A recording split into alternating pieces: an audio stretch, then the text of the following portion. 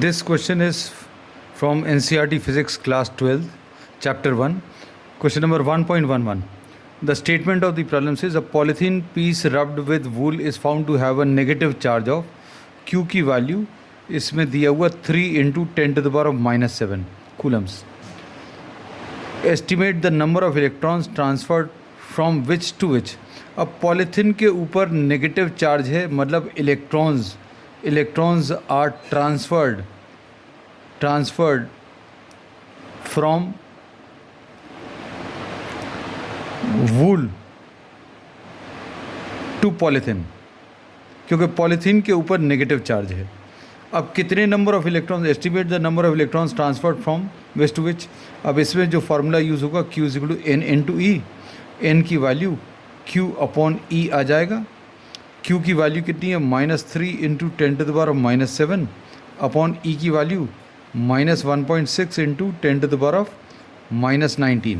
तो ये आ जाएगा, माइनस और माइनस कैंसिल होगा, 30 / 16, ये 10 से ऊपर नीचे मल्टीप्लाई किया, into 10⁻⁻7 and +19. So this will B 30 / 16. Approximately अगर अभी हम लोग बोलें तो 16 2s are 32. So approximately 2 × 10⁻12 number of electrons will be transferred.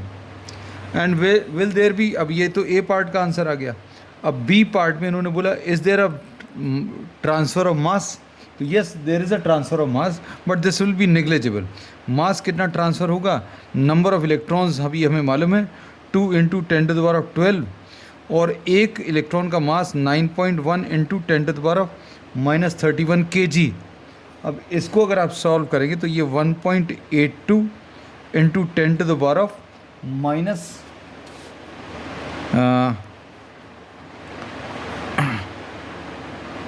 -31 + 12. तो -31 + 12 विल बी -19, और एक अभी हम लोगों ने 10 इधर ले लिया तो 10⁻−18. अगर आप इसको लिखना चाहें तो डायरेक्टली 18.2 × 10⁻−19 लिख सकते हैं. सॉल्व करने पर ये 1.82 × 10⁻−18 kg आ जाएगा.